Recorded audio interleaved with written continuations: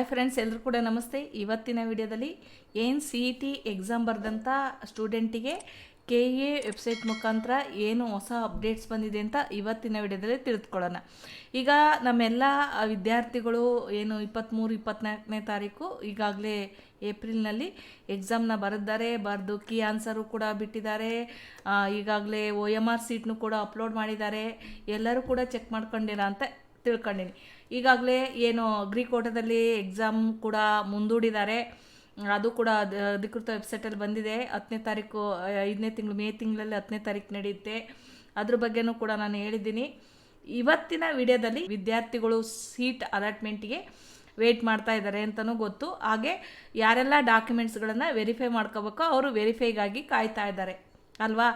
ಈಗ ಯಾರು ವೆರಿಫೈನ ಮಾಡ್ಕೋಬೇಕು, ಡಾಕ್ಯುಮೆಂಟ್ಸ್ಗಳನ್ನು ಯಾರೆಲ್ಲ ವೆರಿಫೈ ಮಾಡಬೇಕು ಮತ್ತು ಯಾವ ಡೇಟನ್ನು ಫಿಕ್ಸ್ ಮಾಡಿದ್ದಾರೆ ಅಂತ ಏನು ಅಪ್ಡೇಟ್ಸನ್ನು ಕೊಟ್ಟಿದ್ದಾರೆ ನಿನ್ನೆ, ಅದ್ರ ಬಗ್ಗೆ ಇವತ್ತಿನ ವಿಡಿಯೋದಲ್ಲಿ ತಿಳಿದುಕೊಳ್ಳೋಣ. ಇಲ್ಲಿ ನೋಡ್ಬೋದು ನೀವು, ಈಗ ಅಧಿಕೃತ ವೆಬ್ಸೈಟಲ್ಲಿ ನಿನ್ನೆ ಒಂದು ಅಪ್ಡೇಟ್ ಆಗಿರೋ ಅಂಥದ್ದು ದಾಖಲಾತಿ ಪರಿಶೀಲನೆ UGCET 2026 4/5/2020 ಅಂದರೆ 4ನೇ ತಾರೀಕು ನಿನ್ನೆ ಒಂದು ಅಪ್ಡೇಟ್ ಆಗಿರೋ ಅಂಥದ್ದು. ಏನು ಅಪ್ಡೇಟ್ ಮಾಡಿದ್ದಾರೆ, ಯಾರು ಡಾಕ್ಯುಮೆಂಟ್ಸ್ಗಳನ್ನು ವೆರಿಫೈ ಮಾಡಬೇಕಾಗುತ್ತೆ, ಎಲ್ಲಿ ವೆರಿಫೈ ಮಾಡಬೇಕಾಗುತ್ತೆ, ಏನು ಮಾಡಬೇಕಾಗುತ್ತೆ ಅಂತ ಇವತ್ತಿನ ವಿಡಿಯೋದಲ್ಲಿ ಸಂಪೂರ್ಣವಾಗಿ ತಿಳಿದುಕೊಳ್ಳೋಣ.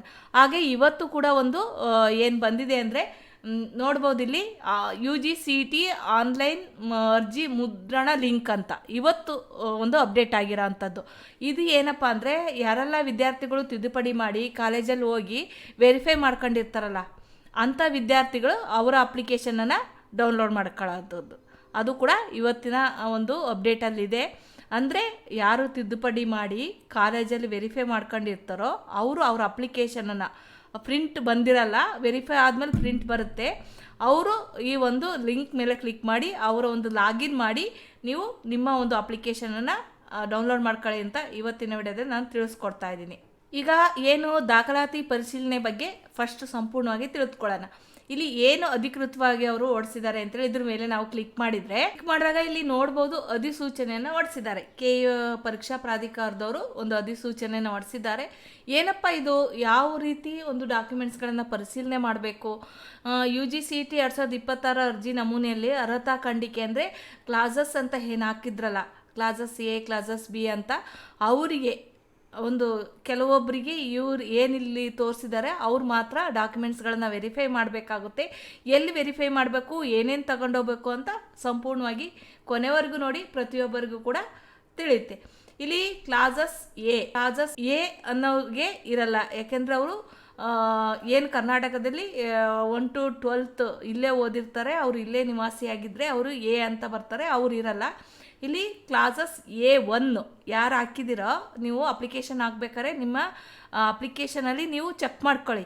ಕ್ಲಾಸಸ್ A1 ಇದ್ದರೆ ಅವರು ವೆರಿಫೈ ಮಾಡಬೇಕಾಗುತ್ತೆ, B1 ಇದ್ದರೂ ಕೂಡ ವೆರಿಫೈ ಮಾಡಬೇಕು, B C D E F G H I J up to O ಯಾರು ಕ್ಲಾಸಸ್ನ ಅಂದರೆ ಖಂಡಿಕೆಗಳನ್ನು ಏನು ಹಾಕಿದಿರೋ ಯಾರು ಅವರು ಮಾತ್ರ ಡಾಕ್ಯುಮೆಂಟ್ಸ್ಗಳನ್ನು ವೆರಿಫೈ ಮಾಡಬೇಕಾಗುತ್ತೆ.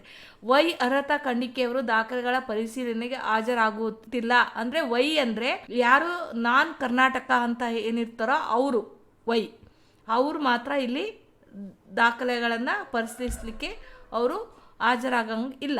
A1 class A1 B1 B C D ಈ ಥರ ಕ್ಲೈಮ್ ಮಾಡಿರುವಂಥ ಅಭ್ಯರ್ಥಿಗಳಿಗೆ ಈ ಒಂದು ಮೂಲ ದಾಖಲೆಯನ್ನು ಪರಿಶೀಲನೆ ಮಾಡಲಿಕ್ಕೆ ಒಂದು ಡೇಟನ್ನು ಫಿಕ್ಸ್ ಮಾಡಿದ್ದಾರೆ.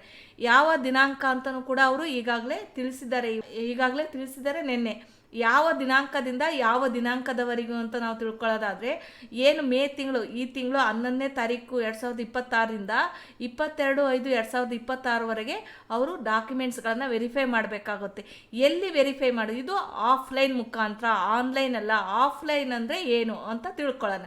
ಇಲ್ಲಿ ಆಫ್ಲೈನ್ ಮುಖಾಂತರ ಅವರು ಡಾಕ್ಯುಮೆಂಟ್ಸ್ಗಳನ್ನು ವೆರಿಫೈ ಮಾಡಬೇಕಾಗುತ್ತೆ. ಎಲ್ಲಿ 18 ಕ್ರಾಸ್ ಮಲ್ಲೇಶ್ವರಂ ಸಂಪಿಗೆ ರಸ್ತೆ ಬೆಂಗಳೂರು KEA ಪ್ರಾಧಿಕಾರ ಪರೀಕ್ಷಾ ಪ್ರಾಧಿಕಾರದ ಏನು ಆಫೀಸ್ ಇದೆಯೋ ಬೆಂಗಳೂರಲ್ಲಿ ಮಲ್ಲೇಶ್ವರಂನಲ್ಲಿ, ಅಲ್ಲಿ ನೇರವಾಗಿ ಅಂದರೆ ಆಫ್ಲೈನ್ ಅಂದರೆ ನೇರವಾಗಿ ಹೋಗಿ ಆ ಒಂದು ಡಾಕ್ಯುಮೆಂಟ್ಸ್ಗಳನ್ನು ವೆರಿಫೈ ಮಾಡಬೇಕಾಗುತ್ತೆ. ನೇರವಾಗಿ ಹೋಗೋದಕ್ಕಿಂತ ಮುಂಚೆ ನೀವು ಏನು 11ನೇ ತಾರೀಕಿಂದ 22ನೇ ತಾರೀಕು ಒಳಗಡೆ ಯಾವುದಾದ್ರೂ ಒಂದಿನ ಸ್ಲ್ಯಾಟನ್ನು ಬುಕ್ ಮಾಡಬೇಕಾಗುತ್ತೆ. ಆ ಒಂದು ಸ್ಲ್ಯಾಟ್ ಯಾವ ದಿನಾಂಕಕ್ಕೆ ನೀವು ಹೋಗ್ಲಿಕ್ಕೆ ನಿಮಗೆ ಅನುಕೂಲ ಇರುತ್ತೋ ಆ ದಿನಾಂಕವನ್ನು ಬುಕ್ ಮಾಡ್ಕೊಂಡು ಆ ದಿನಾಂಕದಂದೇ ನೀವು ಹೋಗಿ ವೆರಿಫೈ ಮಾಡಬೇಕಾಗುತ್ತೆ. ಆ ಸ್ಲ್ಯಾಟ್ ಬುಕ್ಕಿಂಗ್ನ ಇನ್ನೂ ಅವರು ಲಿಂಕನ್ನು ಕೊಡ್ತಾರೆ. ಆ ಲಿಂಕ್ ಮುಖಾಂತರ, ಆ ಲಿಂಕ್ ಯಾವಾಗ ಬಿಡ್ತಾರೆ, 7ನೇ ತಾರೀಕಿಂದ ನಿಮಗೆ ಕೊಡ್ತಾರೆ. 7ನೇ ತಾರೀಕಿಂದ ಆ ಲಿಂಕ್ ಸ್ಲ್ಯಾಟ್ ಬುಕ್ ಮಾಡಲಿಕ್ಕೆ ಲಿಂಕ್ ಶುರುವಾಗುತ್ತೆ. ಆ 7ನೇ ತಾರೀಕಿಂದ ನೀವು 11ರಿಂದ 22ನೇ ತಾರೀಕು ಒಳಗಡೆ ನಿಮ್ಮ ಒಂದು ದಿನಾಂಕವನ್ನು ನೀವು ಬುಕ್ ಮಾಡ್ಕೊಂಡು, ನೀವು ಆ ಯಾವ ದಿನಾಂಕವನ್ನು ಬುಕ್ ಮಾಡಿರ್ತೀರೋ ಆ ದಿನಾಂಕದ ಹೋಗಿ ನೀವು ವೆರಿಫೈ ಮಾಡ್ಕೊಂಬರ್ಬೇಕಾಗುತ್ತೆ. ನೀವು ಕೇಳ್ಬೋದು, ನೀವು ಮೂಲ ದಾಖಲೆಗಳಂದರೆ ನಿಮ್ಮ ಒಂದು ಒರಿಜಿನಲ್ ಡಾಕ್ಯುಮೆಂಟ್ಸ್ ಜೊತೆಗೆ ಒಂದು ಸೆಟ್ ಏನು ಒರಿಜಿನಲ್ ಡಾಕ್ಯುಮೆಂಟ್ಸ್ಗಳನ್ನು ನೀವು ಅಪ್ಲಿಕೇಶನ್ ಹಾಕ್ಬೇಕಾದ್ರೆ ಏನೇನು ನಾವು ಕ್ಲೈಮ್ ಮಾಡ್ತೀವಿ, ಏನೇನು ಇದು ಅಂತೇಳಿ ನೀವು ಹಾಕಿರ್ತೀರಲ್ಲ, ಆ ಎಲ್ಲ ಡಾಕ್ಯುಮೆಂಟ್ಸ್ಗಳನ್ನು ನೀವು ಅಲ್ಲಿ ಒರಿಜಿನಲ್ ತಗೊಂಡೋಗಿ ಮತ್ತೆ ಒಂದು ಸೆಟ್ ಜೆರಾಕ್ಸನ್ನು ತಗೊಂಡೋಗಿ ಆ ಜೆರಾಕ್ಸ್ ಸೆಟ್ಟನ್ನು ಅಲ್ಲಿ ಸಬ್ಮಿಟ್ ಅವರಿಗೆ ಕೊಟ್ಟು ಬರಬೇಕಾಗುತ್ತೆ. ಹಾಗಾಗಿ ಒರಿಜಿನಲನ್ನು ವೆರಿಫೈ ಮಾಡಿ ಒಂದು ಸೆಟ್ಟನ್ನು ಅವರು ಜೆರಾಕ್ಸ್ ತಗೊಳ್ತಾರೆ. ಹಾಗಾಗಿ ನೀವು ಒಂದು ಸೆಟ್ಟನ್ನು ನೀವು ಎಕ್ಸ್ಟ್ರಾ ಜೆರಾಕ್ಸ್ ಅನ್ನೋದು ಅಂದರೆ 1-2 ಸೆಟ್ಟನ್ನು ನೀವು ಜೆರಾಕ್ಸ್ ತಗೊಳ್ಳೋದು ಒಳ್ಳೆಯದು ಅಂತ ಹೇಳ್ತೀನಿ ನಾನು. ಇಲ್ಲಿ ಏನೆಲ್ಲ ಡಾಕ್ಯುಮೆಂಟ್ಸ್ಗಳನ್ನು ನಾವು ಅಲ್ಲಿ ವೆರಿಫೈ ಮಾಡ್ತಾರೆ ಅಂದರೆ, ಈ ಒಂದು ಏನು ಅಧಿಕೃತ ವೆಬ್ಸೈಟನ್ನು ಕೊಟ್ಟಿದ್ದಾರೆ, ಆ ವೆಬ್ಸೈಟಲ್ಲಿ ಡಾಕ್ಯುಮೆಂಟ್ಸ್ಗಳು ಏನು ಅಂತಲೂ ಕೂಡ ಅವರು ಹೇಳಿದ್ದಾರೆ. cet.online.karnataka.gov.in/KEA/ ಅಂತ ಈ ಒಂದು ವೆಬ್ಸೈಟನ್ನು ಕೂಡ ಕೊಟ್ಟಿದ್ದಾರೆ. ಇಲ್ಲಿ ಪ್ರಕಟಿಸಿರುವ ಈ ಮಾಹಿತಿ ಪುಸ್ತಕದಲ್ಲಿ ನೀಡಲಾಗಿದೆ. ಅಲ್ಲಿ ಒಂದು ಈ ಮಾಹಿತಿ ಅಂತ ಪುಸ್ತಕ ಅಂತ ಒಂದು ಲಿಂಕ್ ಇದೆ, ಅದ್ರ ಮೇಲೆ ಕ್ಲಿಕ್ ಮಾಡಿ ಆ ಒಂದು ಡಾಕ್ಯುಮೆಂಟ್ಸ್ಗಳು ಏನೇನು ಅಂತೇಳಿ ಅಲ್ಲಿ ತಿಳಿಸಿದ್ದಾರೆ. ಅದ್ರ ಮುಖಾಂತರ ನೀವು ಅಲ್ಲಿ ಒಂದು ಡಾಕ್ಯುಮೆಂಟ್ಸ್ಗಳನ್ನು ಪರೀಕ್ಷಾ ಪ್ರಾಧಿಕಾರಕ್ಕೆ ಬೆಂಗಳೂರು ಮಲ್ಲೇಶ್ವರಂನಲ್ಲಿರುವಂಥ ಒಂದು ಆಫೀಸ್ಗೆ ಹೋಗಿ ನೀವು ನೇರವಾಗಿ ಡಾಕ್ಯುಮೆಂಟ್ಸ್ಗಳನ್ನು ವೆರಿಫೈ ಮಾಡಬೇಕಾಗುತ್ತೆ. ಅದಾದಮೇಲೆ ನಾವು ನಿಮ್ಮ ಏನೆಲ್ಲ SLC ಮಾರ್ಕ್ಸ್ ಕಾರ್ಡ್ ಆಗಿರ್ಬೋದು, PUC ಮಾರ್ಕ್ಸ್ ಕಾರ್ಡ್, ನಿಮ್ಮ ಹತ್ರ PUC ಮಾರ್ಕ್ಸ್ ಕಾರ್ಡ್ ಇಲ್ಲ ಅಂದರೆ ವೆಬ್ಸೈಟಲ್ಲಿ ಒಂದು ಹೋಗಿ ಡೌನ್ಲೋಡ್ ಮಾಡ್ಕೊಂಡು ಪ್ರಿನ್ಸಿಪಲ್ ಹತ್ರ ಒಂದು ಸೀಲು ಸಿಗ್ನೇಚರ್ ಮಾರ್ಕ್ಸ್ ಇಟ್ಕೊಂಡು ತೊಗೊಂಡು ಹೋಗೋದು ಒಳ್ಳೆಯದು. ಯಾಕಂದರೆ ಇನ್ನೂ ಒರಿಜಿನಲ್ ಮಾರ್ಕ್ಸ್ ಕಾರ್ಡ್ ಬಂದಿರಲ್ವಲ್ಲ, ಹಾಗಾಗಿ ಅಸ್ಟೇಟೆಡ್ ಮಾಡಿಕೊಂಡು ಹೋಗಿ ಅಂತ ತಿಳಿಸ್ಕೊಡ್ತಾ ಇದ್ದೀನಿ. ಇಲ್ಲಿ ದಾಖಲೆ ಪರಿಶೀಲನೆ ಅರ್ಹತೆ ಪಡೆಯುವ ಅಭ್ಯರ್ಥಿಗಳು ಮಾತ್ರ CET 2026 ಆನ್ಲೈನ್ ಸೀಟು ಹಂಚಿಕೆ ಇಚ್ಛೆಗಳನ್ನು ನಮೂದಿಸಲು ಅವಕಾಶ ನೀಡಲಾಗುವುದು. ಯಾರು ಪರಿಶೀಲನೆಗೆ ಒಂದು ಸ್ಲ್ಯಾಟನ್ನು ಬುಕ್ ಮಾಡಿ ಯಾರು ಡಾಕ್ಯುಮೆಂಟ್ಸ್ಗಳನ್ನು ವೆರಿಫೈ ಮಾಡ್ಕೊಂಬರ್ತಾರೋ ಅವರಿಗೆ ಮಾತ್ರ ನಾವು ಸೀಟನ್ನು ಅಲಾಟ್ಮೆಂಟ್ ಮಾಡೋದು. ಯಾರು ಡಾಕ್ಯುಮೆಂಟ್ಸ್ಗಳನ್ನು ವೆರಿಫೈ ಮಾಡಲ್ವ, ಯಾರು ಮೇಲೆ ಹೇಳಿದಾರಲ್ಲ ಕ್ಲಾಸಸ್ ಏನು A1 B1 B C D ಈ ಥರ ಯಾರು ಆ ಕ್ಲಾಸಸ್ನ ಹಾಕಿರ್ತಾರೋ ಅವರು, ಉಳಿದವರು ಇರಲ್ಲ. ಅವರು ಕಂಪಲ್ಸರಿ ಯಾವುದೇ ಮಿಸ್ ಇಲ್ದಂಗೆ ಡಾಕ್ಯುಮೆಂಟ್ಸ್ಗಳನ್ನು ವೆರಿಫೈ ಮಾಡಿದರೆ ಅವರು ಇಲ್ಲಿ ಎಲಿಜಿಬಲ್ ಆಗ್ತಾರೆ. ಎಕ್ಸಾಮ್ ಬರೆದ್ರೂ ಕೂಡ ಇಲ್ಲಿ ಇಲ್ಲ ಅಂದರೆ ಡಾಕ್ಯುಮೆಂಟ್ಗಳು ವೆರಿಫೈ ಆಗಲ್ಲ ಅಂದರೆ ಅಲ್ಲಿ ರಿಜೆಕ್ಟ್ ಮಾಡ್ತಾರೆ, ನಿಮ್ಮನ್ನು ಸೀಟ್ ಅಲಾಟ್ಮೆಂಟ್ ಆಗಲ್ಲ. ಅವರು ಅದಕ್ಕೆ ಹೇಳಿದ್ದಾರೆ, ದಾಖಲೆ ಪರಿಶೀಲನೆಗೆ ಹಾಜರಾಗಿ ಅರ್ಹತೆ ಪಡೆಯುವ ಅಭ್ಯರ್ಥಿಗಳನ್ನು ಮಾತ್ರ CET 2026 ಆನ್ಲೈನ್ ಸೀಟು ಹಂಚಿಕೆಗೆ ಇಚ್ಛೆಗಳನ್ನು ನಮೂದಿಸಲು ಅವಕಾಶ ನೀಡಲಾಗುವುದು. ಇಚ್ಛೆಗಳನ್ನು ನಮೂದಿಸಲು ಅವಕಾಶ ನೀಡಲಾಗುವುದು ಅಂದರೆ ಏನು, ನಿಮ್ಮ ಒಂದು ಸೀಟ್ ಅಲಾಟ್ಮೆಂಟ್ನ ಓಪನ್ ಮಾಡ್ತಾರಲ್ಲ, ನೀವು ಇಂಥ ಕಾಲೇಜು ಇಂಥ ಸೀಟು ಅಂತ ನಿಮ್ಮ ರ್ಯಾಂಕಿಂಗ್ ಎಲ್ಲ ಬರುತ್ತಲ್ಲ, ಸೀಟ್ ಅಲಾಟ್ಮೆಂಟ್ಗೆ ನಿಮಗೆ ಅವಕಾಶವನ್ನು ಕೊಡ್ತಾರೆ. ಯಾರು ಡಾಕ್ಯುಮೆಂಟ್ಸ್ಗಳನ್ನು ವೆರಿಫೈ ಮಾಡ್ತಾರೋ ಅವರಿಗೆ, ಯಾರು ವೆರಿಫೈ ಮಾಡಲ್ಲ ಅವರಿಗೆ ಅಲಾಟ್ಮೆಂಟ್ ಇರಲ್ಲ. ಏನು ನಿಮ್ಮ ಡಾಕ್ಯುಮೆಂಟ್ಸ್ಗಳನ್ನು ನಾವು ಏನು ಒಂದಿಷ್ಟು ಹೇಳೋದಾದರೆ, ಒಂದಿಷ್ಟು ಡಾಕ್ಯುಮೆಂಟ್ಸ್ಗಳ ಬಗ್ಗೆ ಹೇಳೋದಾದರೆ, ಏನು ನಿಮ್ಮ ಅಡ್ಮಿಟ್ ಕಾರ್ಡು ಅಂದರೆ ಪ್ರವೇಶ ಪತ್ರ ಏನು ಅಡ್ಮಿಟ್ ಕಾರ್ಡ್ ಇತ್ತಲ್ಲ ನಿಮ್ಮದು CET ಅಡ್ಮಿಟ್ ಕಾರ್ಡ್, ಅದನ್ನು ಕೂಡ ತಗೊಂಡೋಗ್ಬೇಕಾಗತ್ತೆ.